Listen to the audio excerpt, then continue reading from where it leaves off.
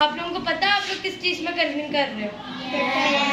सवेरा आप कौन सी चीज में कलरिंग कर रहे हो? डी आप कौन सी में कर रही हो? टटल शिप्पो। क्या? जिराफ। आप कौन सी में कर रही हो? किस चीज में कलर कर रहे हो? पप्पी में।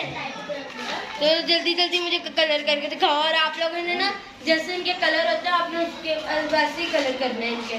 और मिलकर आपकी हेल्प करेंगे कलर कराने में। मेरा मजा आ रहा है कलर करते हुए।